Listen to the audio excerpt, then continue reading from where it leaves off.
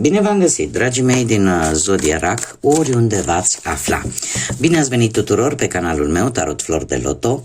Numele meu este Nina pentru cei care nu mă cunosc și ca de obicei mă bucur să vă am alături, atât pe dragii mei abonați, cum de asemenea și pe cei care poate sunteți pentru prima oară aici pe canal. Azi voi face o lectură pe perioada între 15 și 31 ianuarie 2025. Mulți dintre voi care deja ne cunoaștem de ceva vreme știți că de obicei nu prea fac lecturi pe perioade de timp, majoritatea sunt atemporale, dar fac acest lucru atunci când avem parte de un eveniment astral important, cum îl avem și pe acesta, care este prima lună plină a acestui an, luna lupului, care va avea loc în Zodia Rac și care va avea o conotație destul de importantă. De ce? Pentru că avem și un Marte care este retrograd tot în Zodia Rac. Așa că cei care vor fi cei mai afectați, ca să zic așa, cei mai influențați de această energie a lunii pline vor fi zodiile cardinale, printre care vă aflați și voi, Berbec, Balanță, Rac și Capricorn. Ce ne spune sau ce ne transmite de fapt această primă lună plină din Rac? Păi ne îndeamnă să ne conectăm mai mult cu emoțiile noastre interioare. Ne îndeamnă să revizuim anumite situații din trecut și să le găsim o rezolvare într-un final. De obicei aceste situații sunt legate foarte mult de familie sau de casă. De asemenea, sunteți foarte intuitivi în această perioadă, sunteți foarte sensibili în același timp și destul de introspectiv. Vă puneți foarte multe semne de întrebare referitoare la cam orice situație. De asemenea, unii dintre voi veți avea o schimbare de perspectivă, veți vedea lucrurile într-un mod diferit, cum de asemenea este un moment foarte, foarte bun de a vă face noi planuri, noi proiecte. În ceea ce privește strict doar pentru zodia voastră Rac, a fost așa ceva general, ce am spus până acum, dar în mod special pentru voi, dragilor, se pare că această primă lună plină anunță un an destul de bun, mai ales când Jupiter va intra în semnul vostru. Dar până atunci, cumva schimbarea va veni în viața voastră, voi trebuie să o lăsați să intre în viața voastră și în felul ăsta să lăsați ca un an, o anumită etapă, un anumit capitol din viața voastră, foarte important pentru voi, să se încheie. Acum depinde de fiecare în parte despre ce capitol sau despre ce etapă este vorba, adică pe ce plan ar fi el. Haideți să vedem care este energia voastră, dragilor, în aceste ultime 2 săptămâni din ianuarie. Ei, și avem librăria, avem numărul 8 care îmi vorbește de o reușită, ne vorbește de foarte multă ambiție și de karmă, da? Pentru că numărul 8 este un număr karmic. Ne vorbește foarte mult de posibilitatea ta de a alege, de a face uz de liberul tău arbitru și în felul ăsta să-ți construiești propriul viitor. De asemenea, ne mai vorbește de o schimbare foarte importantă, așa cum v-am spus și înainte, o schimbare foarte importantă care vine în viața voastră. Avem de asemenea, eu cred că este relaționată foarte mult cu partea financiară, dar nu e obligatoriu. De ce? Pentru că avem zodia Capricorn, care în general reprezintă o energie stabilă, o energie foarte isteață, da? O energie care ne vorbește de a fi prevăzător, de a fi serios și unii dintre voi sunteți dispuși să așteptați atât cât este necesar pentru a câștiga ceva. De asemenea, Ne vorbește de planuri ascunse care nu se spun, dar care vouă o să vă asigure reușita. Cumva nu o veți lua, nu vă veți feri de drumul greu, da? Să încercați așa să o luați pe ocolite, nu. Veți merge direct la țintă, indiferent cât va fi de greu, pentru a reuși. Cam asta este energia capricorniană. Acum, vorbind strict de carte, avem librăria sau biblioteca, cum se mai traduce din engleză, care îmi vorbește de cunoaștere, îmi vorbește de informații care pe tine te ajută. Unii dintre voi sunteți în căutarea de informații, în căutarea de documente secrete, de lucruri care pe voi să vă ajute. Unii dintre voi chiar se vor decide poate să-și scrie memoriile sau să scrie o carte sau să se dedice scrisului, da? Și tot ce are legătură cu lectura și cu scrisul. Asta înseamnă că încercați cumva să vă dezvoltați creativitatea mai mult. Haideți să vedem la modul general, dragilor, încă un lucru important pe care am omis să vi-l spun, dar pe care sunt sigură că mulți dintre voi îl știu, acela că voi vă construiți viitorul. Și tocmai de aceea vă rog din suflet să luați decât acele mesaje care rezonează cu voi, iar restul lăsați-le să zboare în univers, pentru că sigur sunt pentru alte energii sau alte persoane care într-o mai mică sau mai mare măsură au o legătură cu zodia Rac. Bun, și de asemenea lectura este și pentru cei care au poate Luna, Venus, ascendentul sau oricare altă planetă sau aspect astral din harta voastră astrală, da? Un aspect important astral din harta voastră astrală. Acum, revenind la viața voastră profesională, avem un doi de bâte.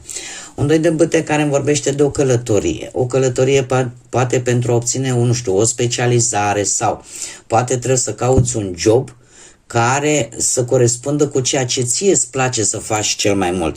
Poate de aici și interesul pentru scris, pentru citit, care poate de asemenea să simbolizeze începerea unui studiu, da? Sau unui job care să aibă legătură cu aceste lucruri.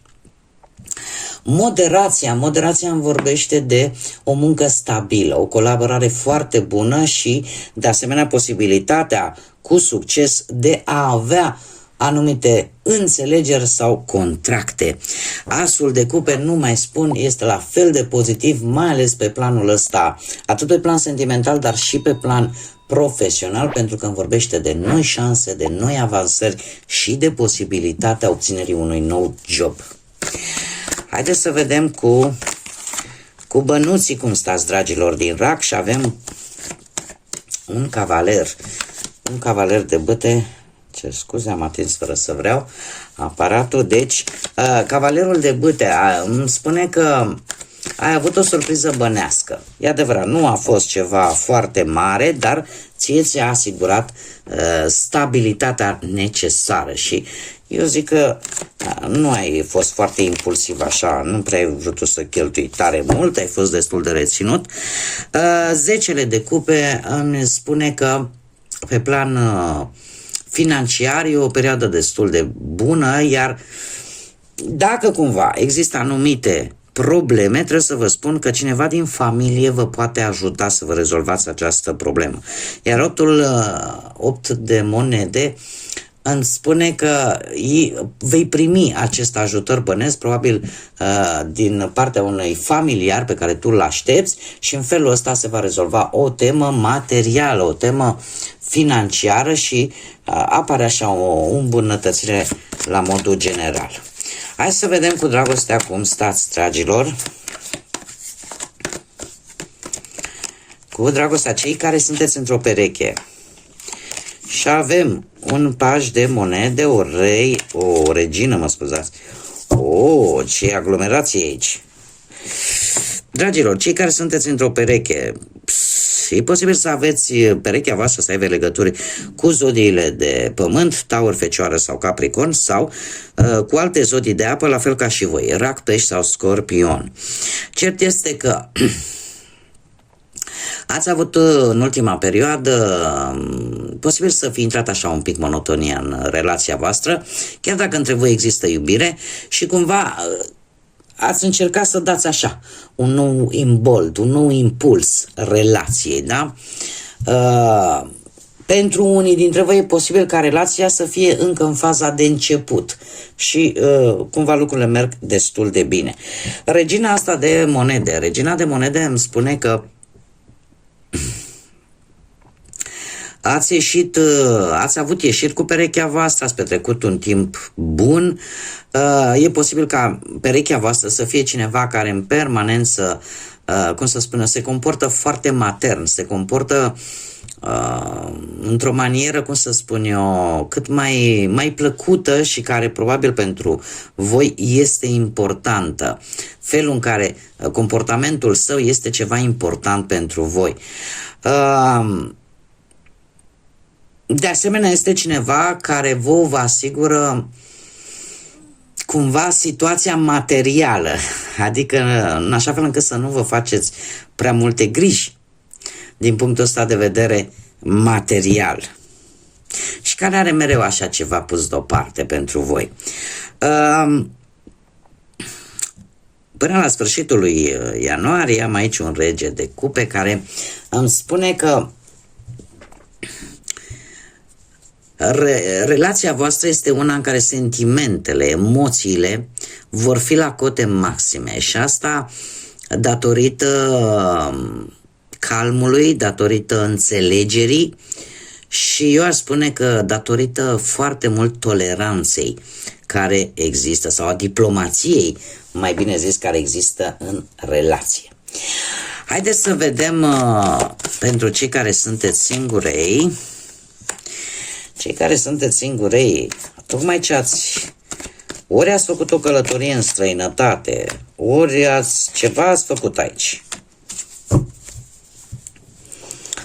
Ceva ați făcut aici, s-a întâmplat, s-a încheiat ceva în viața voastră și dacă vorbim de viața amoroasă, cu lumea eu aș spune că ori ai cunoscut pe cineva recent și ți-ai dat seama că va avea un rol foarte important în viața ta, ori pur și simplu e vorba de o călătorie posibilă într-o altă țară sau poate de decizia ta de a te muta într-un alt loc tocmai pentru a cunoaște pe cineva nou sau a sta cu cineva care pe tine te interesează. E posibil să fie legături cu zodiile de pământ, Taur în mod special pentru că avem împărăteasa care îmi vorbește de o dragoste adevărată, o dragoste plină. Totuși, până către sfârșitul lui ianuarie avem și un 8 de spade. Un 8 de spade care îmi spune că voi încă țineți în sufletul vostru acolo o rană care încă nu e complet vindecată. Și sfatul cărților pentru voi în mod special, dragilor, care sunteți singuri și care rezonați cu aceste informații, este acela de a vindeca mai întâi sau a începe vindecarea acelei răni pe care voi aveți în interiorul vostru înainte de a cere altcuiva să vă ajute să o vindecați sau să încercați să ziceți, Doamne, găsesc pe altcineva și în felul ăsta mă vindec pe mine. Nu. Voi trebuie să începeți vindecarea propriu-zisă. Există ceva în interiorul vostru care încă va duce suferință, încă va duce tristețe. Care este mesajul pentru voi, dragilor? Un țărm necunoscut. Și ne spune în felul următor că acest țărm necunoscut, acest mal necunoscut te așteaptă. Așa că pregătește-te de această provocare. Ne vorbește foarte mult de schimbare care vine în viața voastră, dar în același timp, tocmai pentru a te pregăti de acest nou început, de această situație provocatoare, trebuie mai întâi să lucrezi și să vindeci acele răni care încă mai există în voi. Bun, dragilor, aceasta a fost lectura pentru această ultimă perioadă a lunii ianuarie. Eu vă mulțumesc din suflet pentru atenție. Toți cei care încă nu v-ați abonat și poate ați rezonat, poate v-a plăcut, eu vă aștept cu mare drag și cu mare interes aici pe canal la viitoarele lecturi. Cum de asemenea trebuie să vă mulțumesc tuturor pentru like-uri, pentru distribuiri, pentru comentarii și să vă spun că în continuare aștept cu mare interes toate aceste mici gesturi atât de frumoase, atât de simple, care nu costă nimic decât bunăvoință și pur și simplu faptul ca voi să simțiți să faceți aceste lucruri. Eu oricum vă mulțumesc din suflet pentru toate aceste mici gesturi și până data viitoare când ne vom reîntâlni, numai bine vă doresc multă energie pozitivă, multă lumină în suflete, în gânduri și desigur să fiți iubiți, dragilor.